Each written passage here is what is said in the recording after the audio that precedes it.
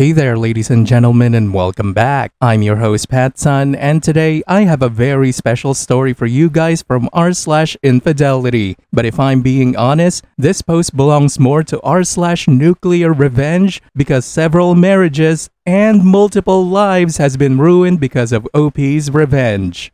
So without further ado, you better sit back, relax, hold on to your Dragon Balls, ladies and gentlemen, and we'll begin. Am I the asshole for telling others that my friends did it beside me while I slept? Posted by Reddit user Imaginary Kale. This is my first time ever posting on Reddit, using a burner account, and I need opinions. Sorry for the long post. I over-explain, though I feel it's needed to know the depth of the situation. Backstory: I invited two friends over, let's call her Lily and him Joe. Lily and Joe are a fresh couple, have not hung out that often, and this would have been the first night they had spent with each other. I thought I would let them stay as I presumed because they have been long-term friends of mine that nothing extreme romantically would happen. Joe messaged my sister beforehand stating that he had self-respect and that they would not bang if they stayed at my house. Texts were exchanged joking about such a situation. I never expected it to happen. The problem was the sleeping arrangement. All beds were taken apart from squeezing them in mine. In the moment I was fine with that, so we all had a few drinks and everyone, us plus my sister and her boyfriend, watched movies until they went to their room and Lily and Joe came to my bed. I fell asleep to Reddit videos on YouTube, content with both of them cuddling or spooning as there was limited space. What I woke to I did not expect at all. Not safe for work discussion ahead. It is 11 p.m., half asleep, hearing odd noises and whispering. I wake up a bit, sunk in what was happening, and it was scary. I locked up. My heart was beating so fast I was worried they could hear it. I did not know how to react to the situation as it was so unexpected. The audacity. The fake stirring and tossing technique came in handy as a facade to how very much awake I was, and I echolocated and pieced together what was happening beside me. I heard things about my friends I would never wish upon another soul as they engaged in many acts beside me. Though I was repeatedly woken, 1 a.m., 3 a.m., 11 a.m. in the morning, 5 minutes after I literally sat up and checked my phone to noises and bed rocking. I had no idea what to do. All I could think of was how badly I wanted a vape or for this to be over, and every time I thought it was, they started up again. Basically, that's what happened. To say I was in shock was an understatement. When they both left, I texted Joe saying I know what he did. He played dumb at the start, which really annoyed me. Then I got a text saying, Lily wants to know how much you care about it. Excuse me. The audacity after what they did to me to try and play it off. This created a week-long ordeal of me talking to Joe and him apologizing, and Lily completely ignoring me and the situation. Hanging out with a whole different friend group, probably consoling in them, though not actually telling them what happened. Joe telling me she is extremely distressed by the situation, skipping school, and is upset that people know about it. Someone I told got overheard and spread the story, because she did not want to be called a whore. She has not talked to me about the situation, and both of them were upset and mad at me for letting the ordeal slip because I wanted to vent to a few people, acting like I was in the wrong for this. I felt very guilty because I yelled and scolded about how disgusting and horrible they were to do that to me, especially with Joe's prior text and their promises. I did not like how it affected them, though I had to keep reminding myself that they are in the wrong. Though honestly the lines feel blurred and lifelong friendships have been torn apart over this. She does not want to talk to me and Joe keeps saying I should talk to her first, which will not happen. And I can't remember why exactly, but she told one of my friends that she was waiting for an apology from me, which really stirred the fucking pot. I do not know if I can mend that friendship, though Joe has been more rational, though things do not feel the same at all, and I was really starting to enjoy hanging out with them more often. Also, I know Joe uses Reddit, so sorry if you see this. Need opinions. Am I the asshole? You are not the asshole here, OP, and it sounds to me that you might have actually satisfied their kink and heightened their pleasure with the chance of getting caught. If that was me, I would have kicked them out the first time it happened. Plus, the fucking audacity of that bitch to expect an apology from you after she disrespected you in your own home is truly disgusting. Get better friends. And now for today's second story. I caught my wife cheating a second time. Questions about exposing her and her affair partners. Posted by Reddit user Intelligent Move. Married to my wife Betty for 6 years, I travel for work several times a year for training and support. I never had any reason to suspect her of cheating till last year. Then I started seeing signs like her being out more, buying new clothes, and being overly protective of her phone. When I would ask her questions, she would give me vague and evasive answers. Also, our sex life wasn't as good as it used to be. I had a couple of conversations with her, and she assured me we were fine and that she was just focusing on improving herself. Still not satisfied, I cloned her iPhone to my iPad and I was able to read her texts and emails, including a bunch she had tried to delete. It was so much worse than I thought. She was talking with several guys and had slept with most of them. I took screenshots of everything, including pictures they had traded. She was meeting them at our house when I was out of town on business. I spent a whole day at work just rereading everything and trying to make sense of it. I had another trip planned that month and all I could think about was what was going to happen while I was gone.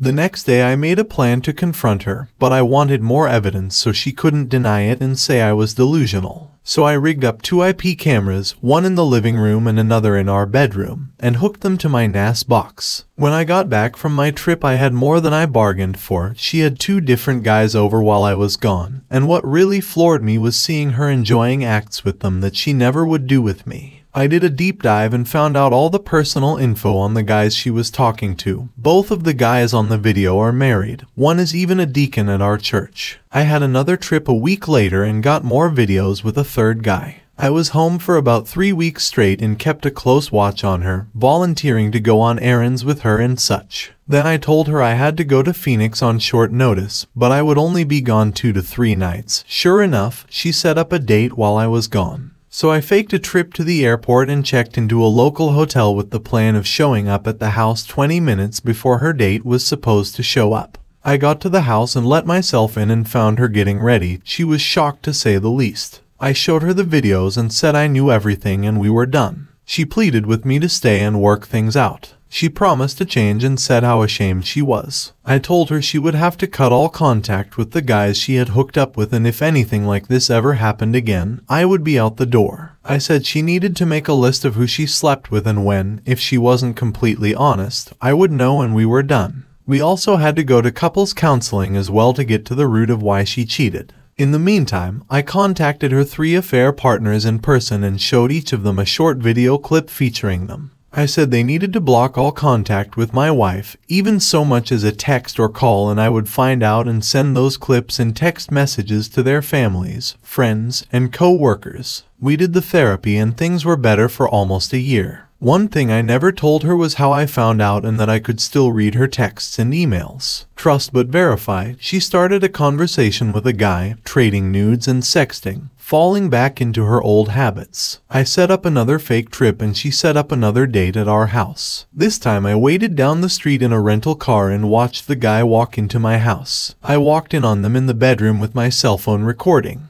I started cursing and yelling at the top of my lungs. It scared both of them and they jumped up. She was crying and he was trying to get his pants back on. He ran out and I went in to confront my wife. I told her we were done and she needed to leave. She pleaded with me and promised to make it up to me. I said she had 48 hours to confess to her parents and friends how she threw away our marriage, before I started sending out her video highlight reels to everyone. I tracked her new affair partner down and sent their text messages and the cell phone footage to his wife. Betty, my soon-to-be ex-wife, has called me several times. She is in panic mode. Her new affair partner has told her about his wife getting my email package, and Betty is begging for mercy and for me to stop. At this point, I just want to sit back and watch the world burn. I showed my evidence to my best friend and his wife. He said to move on.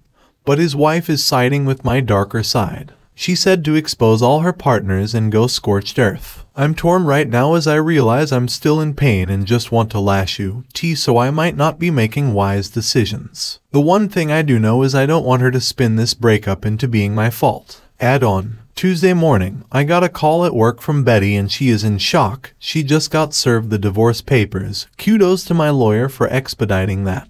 She says she understands but wants to talk things out. I have spent the last couple of days in a hotel, but I told her we could talk when I came home. She said it felt like her life was coming apart at the seams. She got a call from our pastor's wife saying it would be best if she resigned from the committee she was on at our church. 3 out of 4 of her affair partners have contacted her about having their lives blown up. 2 are confused because they followed my suggestions. They cut all contact with her in exchange for my silence. Her best friend called her crying because she and her husband were fighting after I talked to them the other night. I asked if she had told her family or any of our friends yet, and she said just a few. I said I would be reaching out to them soon to let them know if she hadn't. She swears she still loves me and wants to stay with me. I told her I should have left her when I found out she cheated the first time. I told her I had copies and read every email and text she had sent or received for the last 3 years, along with her Snapchat, so I knew everything. All the conversations and all the trading of pictures and videos, even the ones she thought she had deleted.